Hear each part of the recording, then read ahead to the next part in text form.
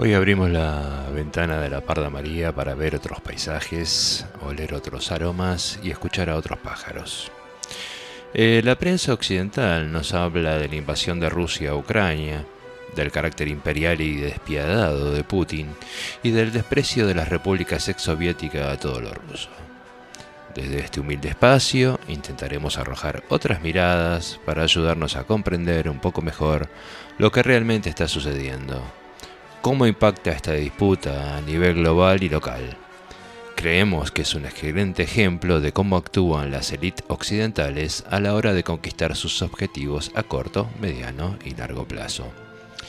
Haremos un sintético repaso de la historia hasta el momento actual, por eso de que, si no sabemos de dónde venimos, difícilmente lleguemos donde queremos. Para comenzar este viaje, es importantísimo tomar conciencia de algunas cosas que la prensa y cultura occidental se esfuerzan por ocultar. Primero, un dato interesante es que a finales del siglo IX se funda la Rusia de Kiev. Los actuales pueblos de Bielorrusia, Ucrania y Rusia, además de otros grupos étnicos eslavos, reivindican a la Rusia de Kiev como el origen de su legado cultural. No es de sorprender que sus enemigos hagan todo lo posible por destruir la historia y la memoria de estos pueblos hermanados en su origen y cultura. Segundo, tras la victoria de la revolución de los soviets en 1917 y la conmoción que produjo la conquista del poder por parte de obreros y campesinos, este mal ejemplo sería combatido por todos los medios por las temerosas élites occidentales que no querían que esto se propagase y, de ser posible, destruirlo. Fue recién en 1922 que se crea la Unión de Repúblicas Socialistas Soviéticas, donde la República Socialista de Ucrania sería un socio fundador. Cuando hablamos de todos los medios, es literal. Económico, militar, propagandístico y diplomático. Hoy podemos ver con total claridad cómo este modelo se reproduce en Cuba, Venezuela, Irán, Corea del Norte o las mismas Rusia o China. Los soviéticos cometieron el error de creer que la confrontación sería ideológica, y este error ayudó a los chinos a comprender que la pelea era fundamentalmente económica. Cuarto, la Segunda Guerra Mundial, diseñada para la destrucción de los soviéticos, terminó con la victoria de estos a costa de una tremenda sangría de recursos humanos y materiales. Y no, como pretende vendernos la propaganda oficial, que fue Estados Unidos quienes vencieron al eje Berlín-Roma-Tokio. Los Estados Unidos fueron los mayores beneficiados de este conflicto, que diseñó el mundo que vendría en los siguientes años hasta nuestros días.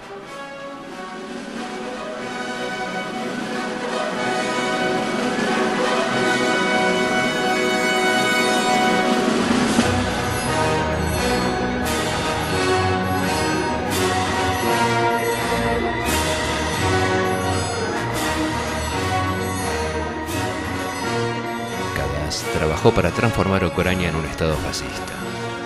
En el año 1941, con la invasión de la URSS por parte del ejército nazi y el inicio del Holocausto, los ucranianos ya eran extremadamente antijudíos, y esto Hitler lo sabía. Describía a Ucrania como crucial para su plan de Lebensruhe y su valor de los anticomunistas ucranianos como soldados para el Tercer Reich.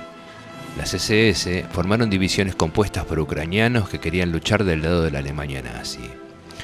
Cuando Hitler cayó, la CIA se instaló en Europa, en el edificio de IG Farben en Berlín. Según un documento desclasificado de la CIA llamado Aliados de la Guerra Fría, los orígenes de la relación de la CIA con los nacionalistas ucranianos. En este documento, desclasificado en el año 2006, la CIA y sus agentes exponen los problemas que tuvieron a la hora de reclutar ucranianos. Primero, motivaciones. Textual. La inteligencia de Estados Unidos desconoce lamentablemente los diferentes grupos de ucranianos y sus intereses. Segundo, el historial de guerra de algunos ucranianos anticomunistas, la lucha entre la Wehrmacht y el Ejército Rojo, despertó e inflamó antiguas rivalidades y odios en Ucrania. Muchos ucranianos despreciaban a sus pobladores y a los judíos, así como a los comunistas soviéticos. Los ucranianos sirvieron en el ejército alemán y fueron vinculados a las atrocidades nazis en el frente oriental. Insisto, esto es textual de los documentos de la CIA. Tercero, la motivación y la fiabilidad eran preocupaciones finales. El coronel William King, director de inteligencia, consideraba a los ucranianos hábiles integrantes políticos y antiguos maestros en el arte de la propaganda, que no dudarían en utilizar a los Estados Unidos para sus propios fines. Las conclusiones del documento eran que los ucranianos eran antisemitas, criminales de guerra y poco confiables. Stefan Bandera, cuyo nombre ha sido rebautizado para utilizarlo en colegios, plazas, calles, etc., era, según la CIA, también textual según su propio documento, la personalidad de la comunidad de migrantes ucranianos que había que reconocer. Según un informe de la OSS, que es la antecesora de la CIA, de septiembre de 1945, Bandera se había ganado una feroz reputación por llevar a cabo un reino del terror durante la Segunda Guerra Mundial. Dirigía la mayor fracción de organizaciones de nacionalistas ucranianos. Participó en actividades terroristas contra los funcionarios polacos antes de la guerra y los nacionalistas ucranianos se aliaron con sus liberadores nazis durante los primeros días de la Operación Barbarroja en 1941. En diciembre de 1991, tras un plebiscito, se desmembró la Unión Soviética. En 1990, Estados Unidos prometió a la Unión Soviética que la OTAN no avanzaría ni una pulgada más hacia el este. Nunca creas en las promesas de tío Sam. Ten presente que es el amo de la mentira y la oscuridad. En 1949 se funda la OTAN. Además de Estados Unidos y Canadá, varios países de Europa Occidental se sumaron a la alianza. Bélgica, Dinamarca, Francia, Italia, Islandia, Luxemburgo, Noruega, Países Bajos, Portugal y Reino Unido. A estos 12 miembros fundantes se sumaron Grecia, Turquía y la entonces Alemania Occidental en la década del 50. Esta alianza para la supuesta defensa cuenta hoy con 30 miembros y se ha expandido fundamentalmente hacia el este. Luego del constante avance de la OTAN hacia las fronteras rusas, a finales de 2013 y principios del 14, se produce el Euromaidán, una especie de revolución de colores abiertamente impulsada por Estados Unidos con participación activa y pública de varios de sus funcionarios oficiales. Esto culmina con la destitución de Viktor Yanukovych, presidente legítimo de Ucrania. A partir de allí, se iniciaron una serie de manifestaciones de rusófilos, en su mayoría rusos étnicos y ucranianos rusófonos, opuestos a los eventos ocurridos en Kiev y que anhelan estrechar sus vínculos o inclusive integrarse con Rusia. Luego, varios gobiernos regionales propusieron referendos separatistas y se produjo una invasión militar donde las Fuerzas Armadas de Rusia se desplegaron en Crimea, con el objetivo, según el Kremlin, de garantizar la integridad de los ucranianos prorrusos habitantes de Crimea y las bases rusas estacionadas allí hasta que se normalizara la situación sociopolítica, desoyendo las advertencias de no invadir lanzadas por Estados Unidos y Kiev.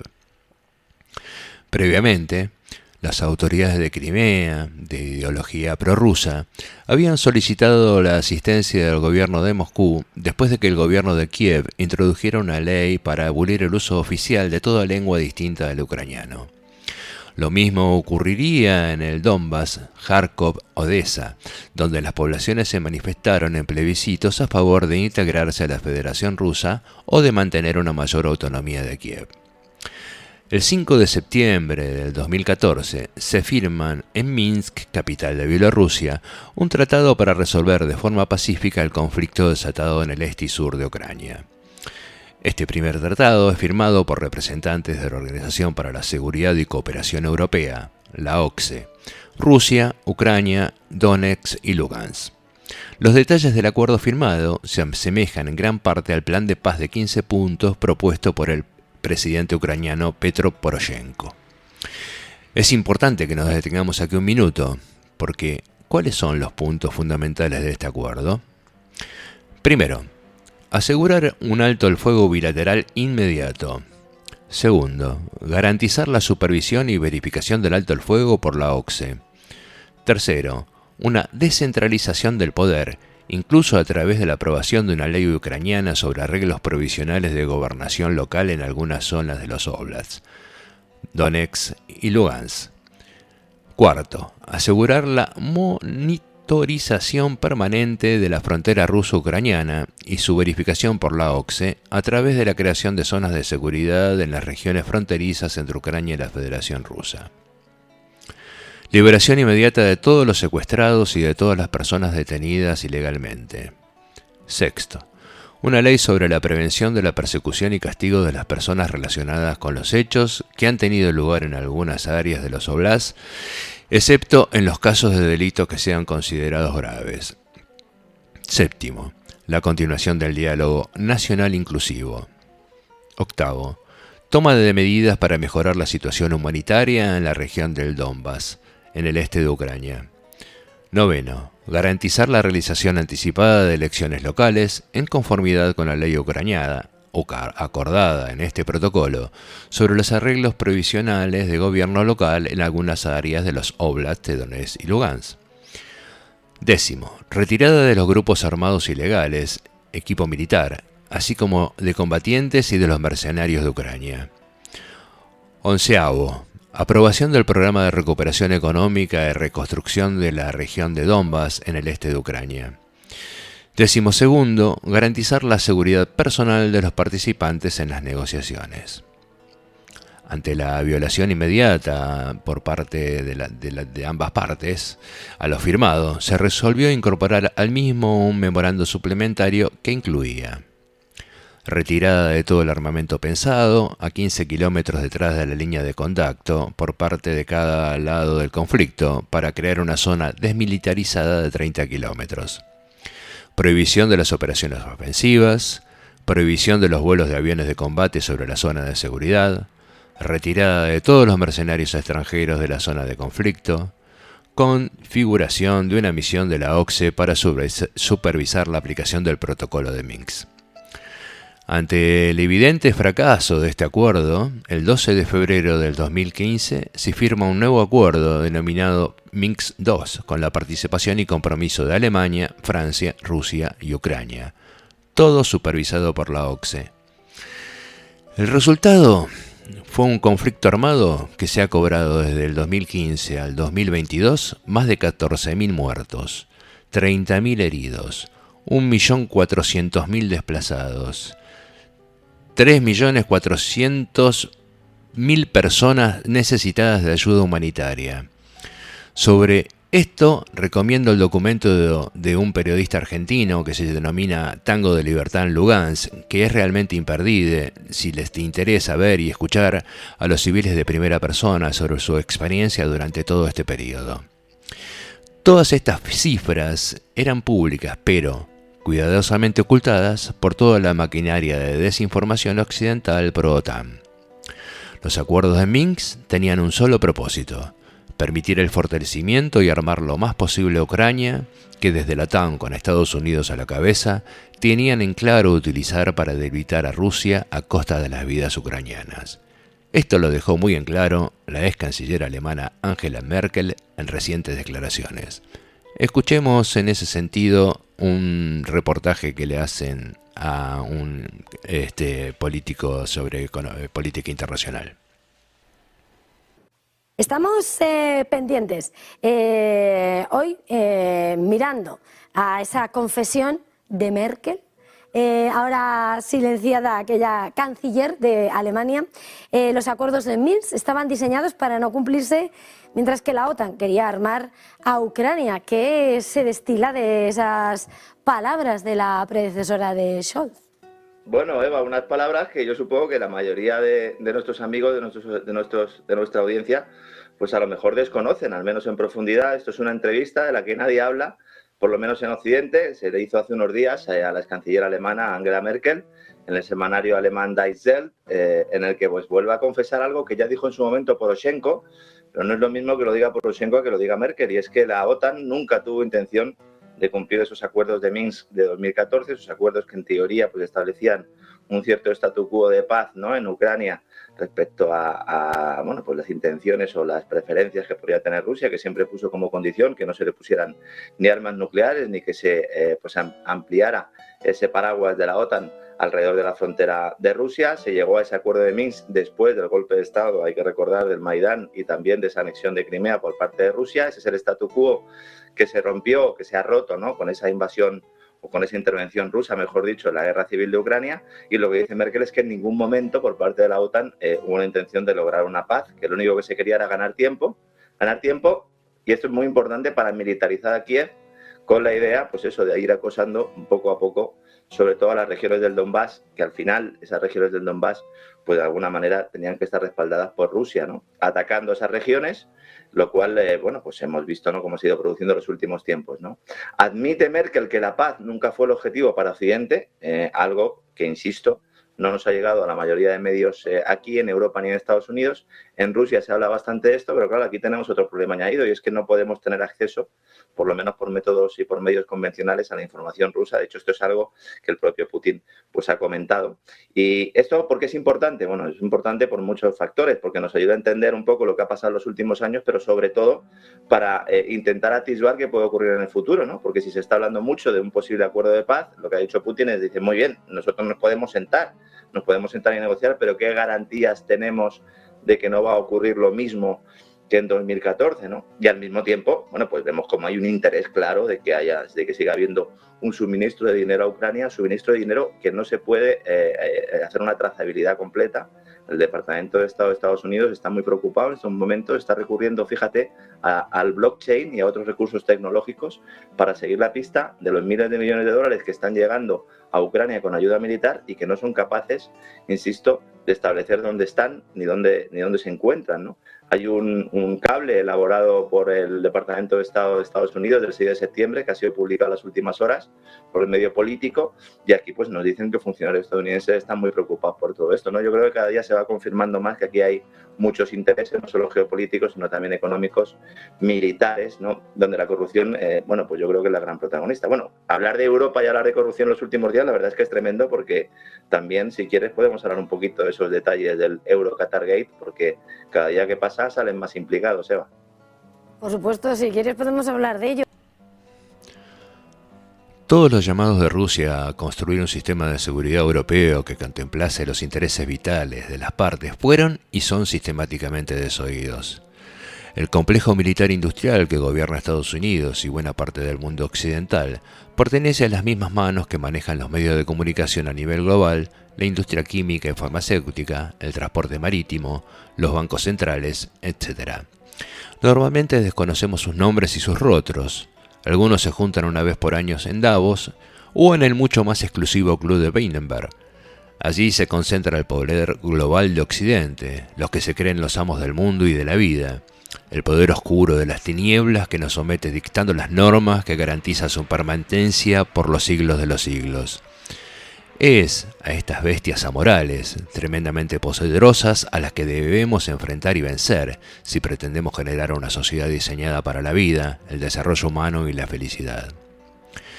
Volviendo a la cuestión de Ucrania, tengamos en cuenta que esta guerra, perfectamente armada por estos intereses, tienen objetivos de mínima y máxima. Los de mínima son debilitar todo lo posible a Rusia, desvincularla de Europa. Los de máxima, desmembrarla y apropiarse de sus recursos naturales, restando así un socio fundamental a China, su verdadero enemigo que se está ganando la guerra comercial y tecnológica con un modelo alternativo al que ellos impulsan. Otro mal ejemplo al que hay que destruir por completo para lograr la hegemonía global que pretenden. Los objetivos de mínima parece que los han logrado, probablemente a un costo más alto al calculado. La destrucción de los gasoductos Nord Stream por parte del principal estado terrorista a nivel global, los Estados Unidos. Porque nadie, medianamente razonable, puede creer que fue un autoatentado ruso, dado que a esto solo les hacía falta cerrar la llave para dejar de suministrar energía a Europa.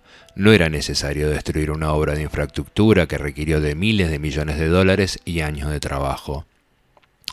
En cualquier asesinato, las amenazas previas y la ruta del dinero son claves cuando no tenemos pruebas físicas para condenar a un acusado. Y aquí, claramente, el acusado es Estados Unidos. principal beneficiado de esta destrucción, que estuvo durante años boicoteando la construcción y que amenazó con su destrucción de los más elevados cargos gubernamentales. Las pruebas físicas seguramente que existen, y es por eso que no permiten que Rusia intervenga en la investigación, y las que ellos realizaron las mantienen en secreto. ¿Cuál será la razón de mantener las conclusiones en secreto? La respuesta es obvia: tienen la cola sucia.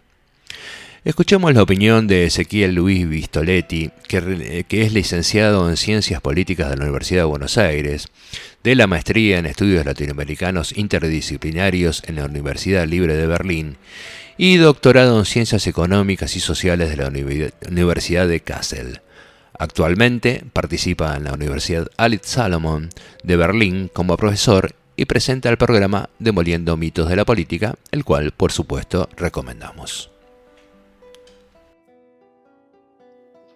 Para mí lo del Nord Stream representa una demostración de que básicamente presenciamos un cambio en el actor responsable de la violación al derecho internacional.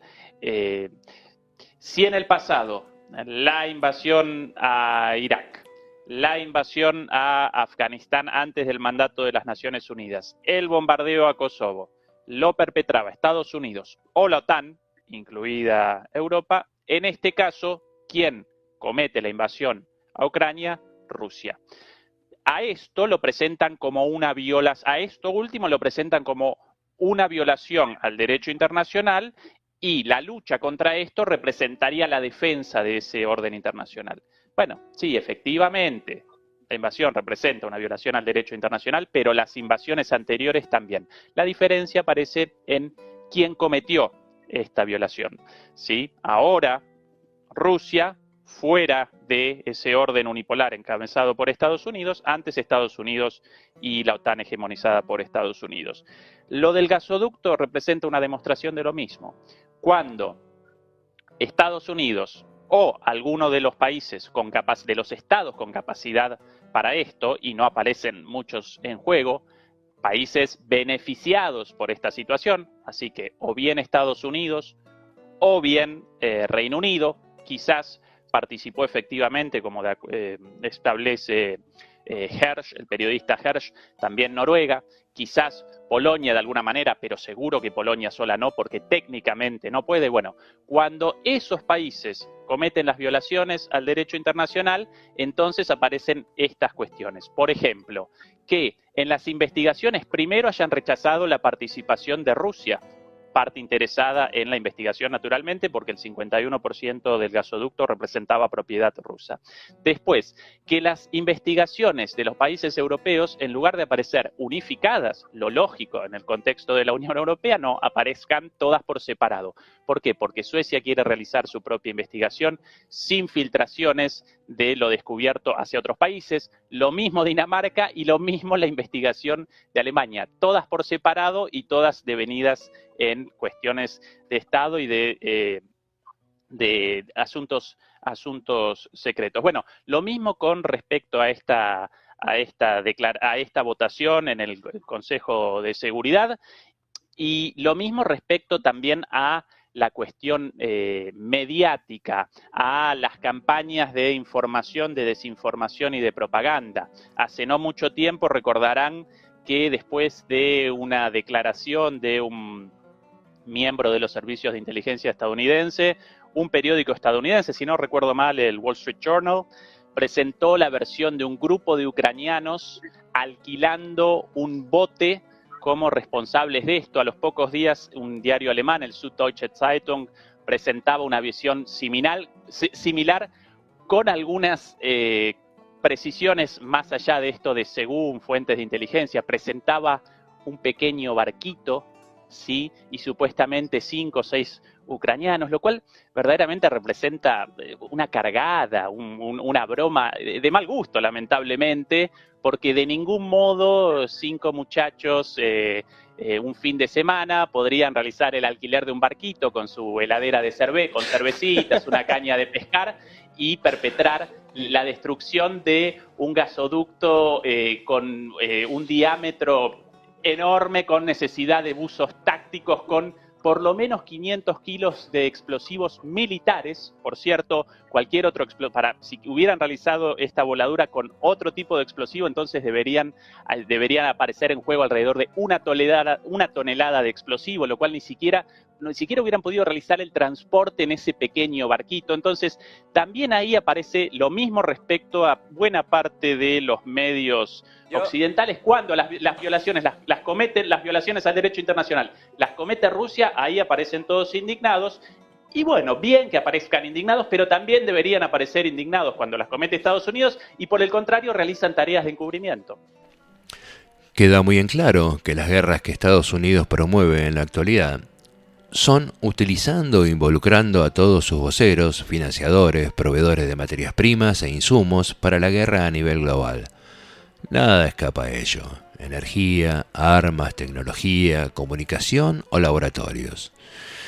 En este sentido, y como muestra de los estrechos vínculos de este poder oscuro y nefasto para la humanidad, mencionaré el caso de la familia Biden y sus intereses en Ucrania. Poco o nada se ha dicho aquí en nuestros mentideros de cabecera sobre los corruptos vínculos del hijo del actual presidente con empresas ucranianas. Los mails hallados en su computadora, donde queda absolutamente clara su corresponsabilidad en sobornos y arreglos espurios, sobre sus vínculos con las principales empresas gasíferas ucranianas, uno de los sectores más corruptos conocidos por todos desde hace muchos años, y con una serie de laboratorios que se dedicaban a la investigación de armas biológicas. RT ha llevado a cabo una investigación donde expone varios de los documentos hallados durante la primera incursión rusa en territorio ucraniano, y nos dicen así: la operación militar rusa en Ucrania ha permitido desmantelar 5 laboratorios biológicos que participaban en proyectos encargados directamente por el Pentágono y cuyos objetivos en el territorio ucraniano han estado lejos de ser científicos. Informó además el ministerio. El fondo de inversión de Hunter Biden, empresario e hijo del presidente de Estados Unidos, estuvo involucrado en la financiación de programas biológicos en el territorio ucraniano. Afirmó este jueves pasado en rueda de prensa el jefe de las tropas de defensa radioactiva, química y biológica de Rusia, Igor Kirillov.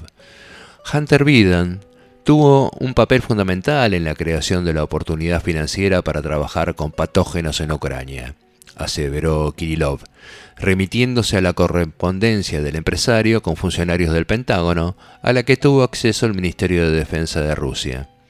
Así, según el organismo, Biden se encargó de la recaudación de fondos para las compañías Black Beach y Metabiota. Aumentamos nuestra inversión en Metabiota en $250.000, dice una carta enviada a Biden por un empleado de Rosemont Seneca Partners, fondo de inversión fundado por el hijo del presidente estadounidense. Según Kirillov, la empresa Black Beach trabaja para el Pentágono desde el 2008 en proyectos de estudios de bioagentes potencialmente peligrosos. La actividad de la compañía planteó muchas preguntas, incluso por parte de los servicios de seguridad ucranianos, expresó el alto funcionario, que citó un informe del Servicio de Seguridad de Ucrania del 2017 que reza que por ese encargo de Estados Unidos, Black Beach investiga agentes patógenos especialmente peligrosos que pueden utilizarse para crear o mejorar nuevos tipos de armas biológicas. A su vez, Metabiota, que es conocida por sus avances en la predicción de brotes de enfermedades infecciosas, fue contratada por el Pentágono para la modelización de una situación epidémica en el espacio postsoviético, precisó el representante de la cartera de defensa Kirillov. Señaló que Robert Pope, entonces empleado de la Agencia de Reducción de la Amenaza de Defensa de Estados Unidos, es también una de las figuras claves que participaron en la creación de componentes de armas biológicas en Ucrania. Joanna Wilrod, jefa de la oficina de la DTRA en Ucrania, supervisó la coordinación de los proyectos de armas biológicas en ese país y la selección de los ejecutores. Según el alto funcionario, bajo su supervisión directa se llevaron a cabo los proyectos UP4, UP6, UP8 y de Estados Unidos para estudiar patógenos mortales como la antrax, que la fiebre congoleña, la leptospirosis, y aclaró. Kiev desarrollaba medios técnicos de entrega y utilización de armas biológicas. En ese contexto, Kirillov resaltó una carta de la empresa ucraniana Motorzyk al fabricante turco de drones Bayraktar Makina. Los ucranianos preguntaron específicamente si los drones podían transportar 20 litros de carga útil en aerosol a una distancia de 300 kilómetros, lo que los pondría al alcance de una docena de grandes ciudades rusas y de casi toda Bielorrusia. ¿Es capaz el UAV de lograr un alcance de 300 kilómetros? ¿Existe un sistema o mecanismo de pulverización de aerosoles con una capacidad superior a 20 litros? Preguntó la empresa ucraniana. Se trata del desarrollo, por parte del régimen de Kiev, de medios técnicos de entrega y utilización de armas biológicas, con la posibilidad de usarlas contra la Federación Rusa, precisó el alto funcionario. Ahí RT muestra un facsímil de respuesta de la empresa turca ante este requerimiento. 5 laboratorios desmantelados. Asimismo, el alto funcionario comunicó que la operación militar rusa en Ucrania ha permitido desmantelar el funcionamiento de 5 laboratorios biológicos en Kiev.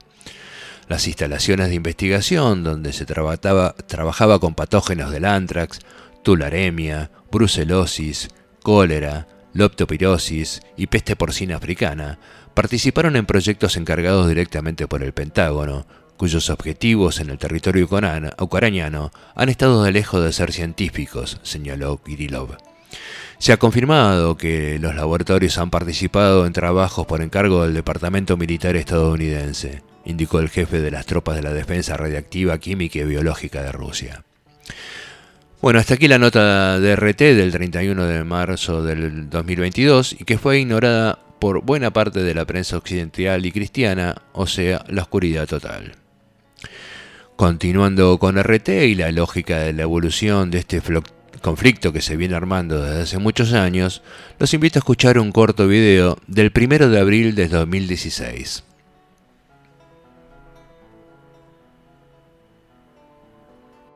Moscú indica que la aplicación de los acuerdos de Minsk comenzará en cuanto Washington relacione la concesión de préstamos a Kiev con el cumplimiento por parte del Ejecutivo ucraniano de este pacto. Esta declaración de la Cancillería rusa llega tras el anuncio del vicepresidente norteamericano Joe Biden de la entrega de $335 millones a Ucrania destinados a cuestiones de seguridad. Biden dio a conocer la noticia tras una cita con Poroshenko en la cumbre de seguridad nuclear celebrada en Washington. También señaló que Kiev podrá contar con nuevos créditos de hasta $1.000 millones después de formar un gobierno orientado a las reformas. El anuncio se produce el mismo día en que el diario estadounidense The New York Times publica un artículo titulado La incrementable corrupción en Ucrania. Según el rotativo, este país es actualmente un sumidero corrupto.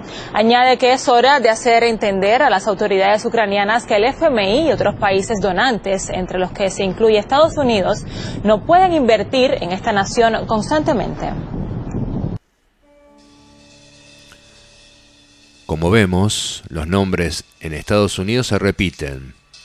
El en ese entonces vicepresidente de Obama, Premio Nobel de la Paz, otra muestra de hipocresía occidental, otorgaba créditos para armas que se sumarían a otros para sus laboratorios biológicos, construcción de búnkeres y defensas varias.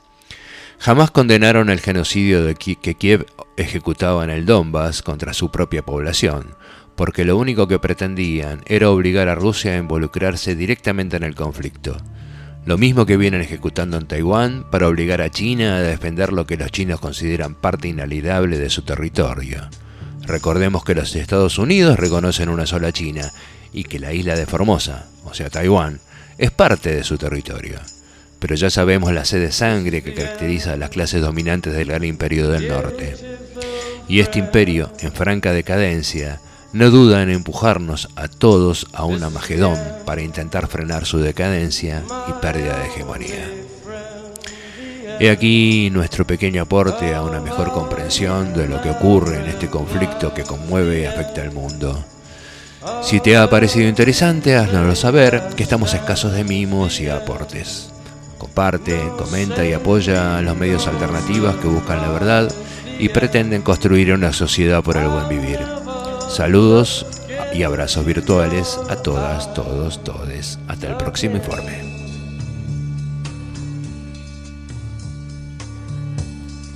Can you picture what will be so limitless and free? Desperately in need of some strange